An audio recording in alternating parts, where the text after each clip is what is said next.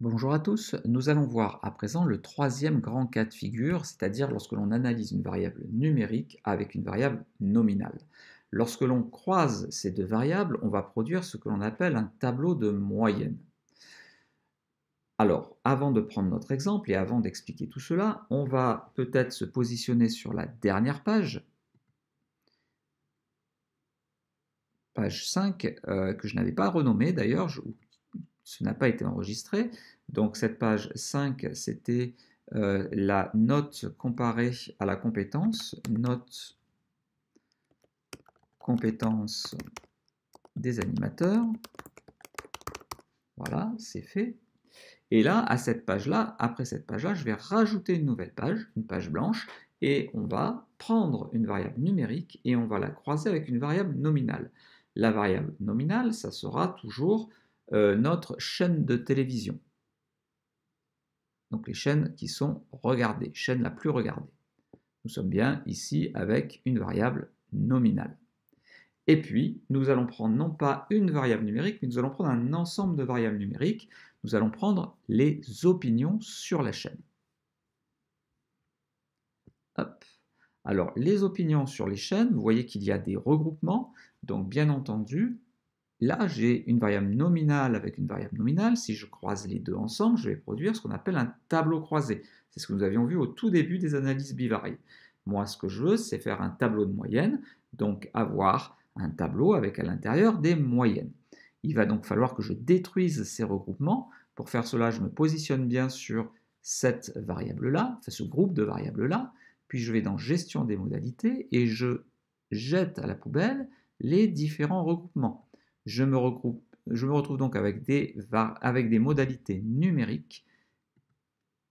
Et maintenant, je vais donc pouvoir croiser les deux pour pouvoir produire mon tableau de moyenne.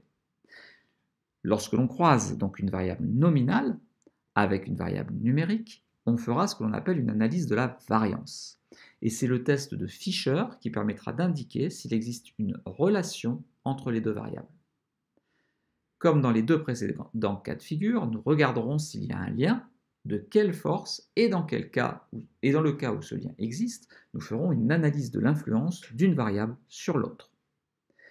Alors, pour faire tout cela, nous allons, dans un premier temps, déjà supprimer peut-être les outliers des chaînes de télévision. Alors, je ne suis pas allé voir ce que nous avions, je vais aller dans Gestion des modalités, je vais supprimer les catégories, les regroupements que nous avons pu effectuer, et puis je vais jeter les chaînes de télévision qui sont peu significatives, c'est ce que l'on appelle les outliers. Donc il s'agit de TV8, il s'agit de RTL9 et il s'agit de LCI. Alors je vais même carrément les mettre en modalité exclue. Je ne vais pas du tout en tenir compte dans mes calculs. Ça simplifiera ceci. Ensuite, je vais faire OK et je vais m'occuper de l'opinion chaîne. Ici, je me retrouve avec des variables numériques puisque j'ai supprimé les différentes catégories. Et ce que je vais faire maintenant, c'est sélectionner les deux variables avec la touche commande si je suis sur un Mac et la touche contrôle si je suis sur un PC. Et je vais croiser les deux variables. Ces deux variables étant croisées, je vais produire un tableau, je l'ai dit à l'instant, donc j'affiche le tableau, je masque le graphique, et nous avons ici à présent un énorme tableau. Donc je suis obligé de l'agrandir énormément pour qu'on puisse tout voir en largeur et en hauteur pour que tout soit visible à l'écran. Maintenant que j'ai ce tableau, ce que je vais faire, c'est que je vais afficher les statistiques. Donc je vais dans Avancer, on fait clic sur Test statistique, et puis on va colorier les valeurs significatives. Alors les tests statistiques prennent la quasi-totalité du tableau, mais c'est juste pour voir si toutes les relations sont significatives. Donc en fait, dans les commentaires, on voit la diversité des programmes, et puis on a un peu plus à droite, la relation est très significative. Si je prends la deuxième, le sérieux des informations, on voit que la relation est très significative. Et c'est ainsi pour la plupart des variables que j'ai pu placer ici, à l'exception d'une, je la cherche parce que voilà, c'est celle-ci, c'est la sympathie des animateurs. On voit que la sympathie des animateurs, la relation est peu significative. Je vais donc la supprimer. Pour supprimer cela, je vais cliquer sur le petit crayon qui est en haut et on va chercher la sympathie des animateurs dans la boîte de dialogue qui s'ouvre et on va cliquer sur la petite corbeille à droite pour la supprimer. Je fais OK. Bien entendu, la variable disparaît, donc il y a un petit commentaire en moins. Je supprime les tests statistiques puisque maintenant je vois l'intégralité des variables qui m'intéressent. Et bien entendu, je n'ai plus la sympathie des animateurs. Autre modification qu'il faut faire, c'est-à-dire que là, pour l'instant, j'ai mes moyennes, je voudrais faire en plus apparaître l'écart type, car si un écart type est trop important, la moyenne n'a pas d'intérêt. Et donc, dans ce cas-là, la variable, il faudra que je la retire également. Alors, pour faire cela, on retourne dans Options. Dans Options, nous avons dans l'onglet Tableau une option qui s'appelle une zone qui s'appelle Valeurs, qui représente les moyennes. Je vais cliquer sur la petite roue dentée pour rajouter une autre valeur. Donc je clique sur la petite flèche et on va chercher l'écart type dans la liste qui nous est proposée. Donc l'écart type se trouve en bas. Voilà, je sélectionne l'écart type. Et donc pour la variable 11, diversité des programmes, j'aurai la moyenne et l'écart type. Bien entendu, je ne vais pas répéter ça sur les 11 autres, la dizaine d'autres variables qui se trouvent en dessous. Il y a une petite flèche vers le bas qui me permet de répéter en fait les valeurs. Et donc l'écart type va ainsi être calculé partout. Là aussi, le tableau est énorme, mais on le simplifiera par la suite.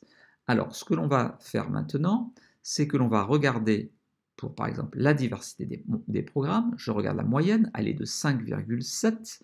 5,7 divisé par 2, ça fait environ 2,8, 2,9, 2,85 exactement. Et en fait, il faut regarder si l'écart type n'est pas supérieur à 50% de la moyenne. Si c'est le cas, eh bien à ce moment-là, la moyenne n'a pas de sens. Et donc la variable, je pourrais la retirer. On va donc le faire pour chacune des valeurs. Alors, pour pas rallonger énormément la vidéo, je l'ai fait en amont et je sais qu'il y a un problème sur une des valeurs. Il s'agit de celle-ci, là, qui s'intitule le bon équilibre entre programme et publicité. Là, vous voyez, eh bien, en fait, on a une moyenne de 3 et un écart type de 2,3.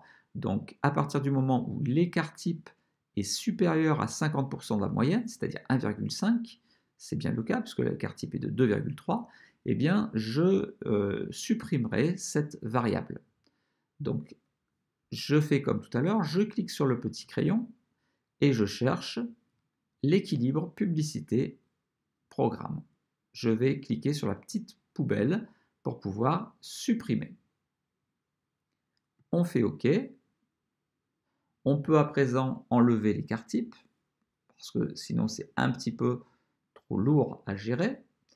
Je vais supprimer l'écart type de la première. Je répète sur les variables suivantes en cliquant sur la flèche vers le bas. Voilà. Et j'ai mon tableau qui se reproduit. Et maintenant, bien sûr, j'ai les deux variables en moins. Mon tableau est ainsi allégé. Nous allons donc pouvoir le commenter pour pouvoir expliquer ce que doit faire ressortir ce tableau. Alors, nous sommes le groupe France Télévisions et ce qui m'intéresse, c'est d'appliquer un commentaire sur France Télévisions. Donc on va regarder France 2, on va regarder France 3 et on va expliquer France 5. Donc je vais monter mon tableau bien tout en haut pour voilà, au maximum, pour avoir quand même un peu de place plus bas pour ma zone de commentaires. Je vais réduire un petit peu mon tableau ici. Je vais cliquer sur le plus et cliquer sur la zone de texte. Cette zone de texte, je vais essayer de l'attraper, c'est toujours aussi difficile de l'attraper, et de l'agrandir pour qu'elle fasse la largeur de mon tableau. Je vais aussi l'agrandir un peu en hauteur parce que j'ai pas mal de choses à dire au niveau du commentaire. On va passer en taille 14. Et là, je vais pouvoir commencer l'analyse. Je vais d'ailleurs l'écrire, analyse du groupe France Télévisions. Deux points, hop, on va mettre un petit bullet point, puisque je peux mettre des bullet points, enfin des listes à puces. On va commencer par France 2. Et on va dire, bien que très regardé,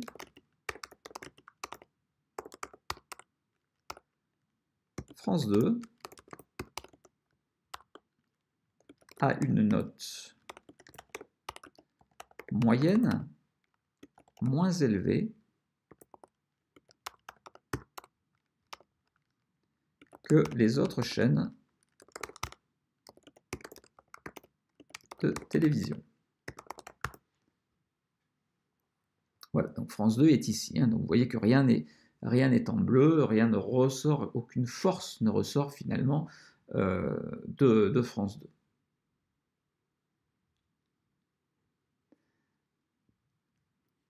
Et on va rajouter même et un caractère un caractère distrayant peu reconnu. Peu reconnu. Parce que vous voyez que France 2 se caractérise par une valeur en rose. C'est ce fameux caractère distrayant. On va ensuite parler de France 3. Hop. Au-dessus, j'ai fait une petite faute, je l'efface.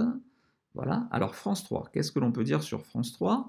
On va s'attarder simplement, France 3, sur les valeurs en bleu, là aussi.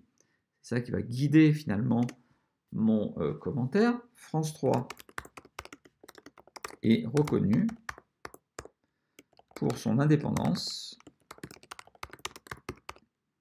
son impartialité et son caractère éducatif. Et enfin, on va pouvoir parler de France 5 qui, elle, est en bleu pratiquement partout, sauf sur le caractère distrayant, qui bien sûr n'est pas le fort de France 5. Hop, donc France 5, c'est une chaîne qui a une très bonne note moyenne.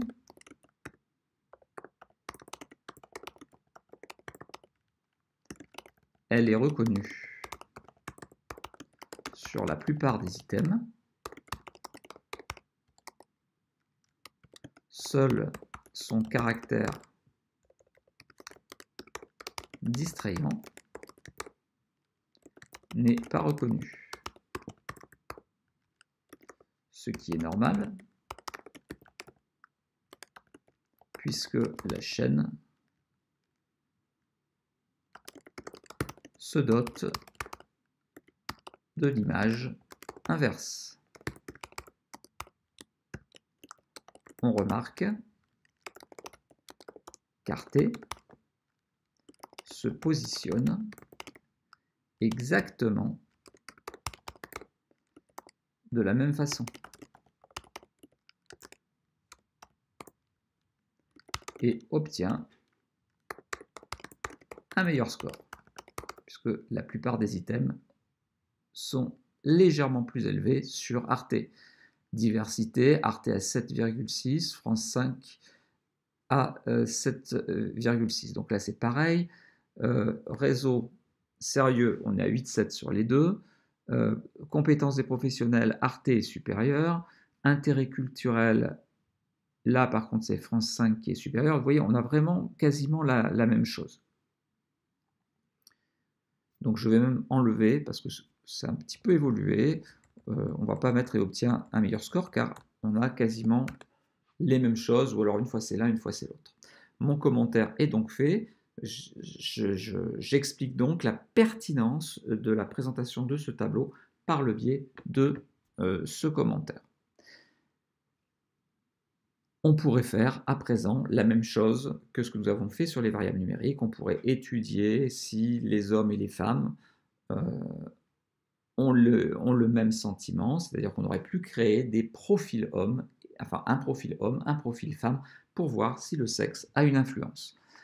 J'espère que cette vidéo vous a plu, que vous avez compris maintenant les différents types de tableaux que nous pouvons présenter dans le cadre d'une analyse bivariée, tableau croisé, tableau de moyenne ou encore droite de régression. Si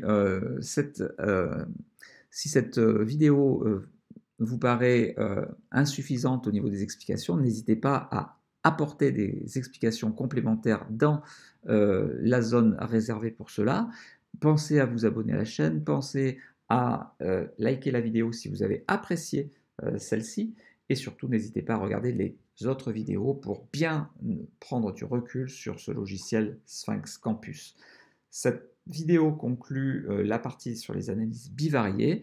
La série de vidéos suivante traitera de la mise en forme d'un rapport sur Sphinx Campus. À très bientôt.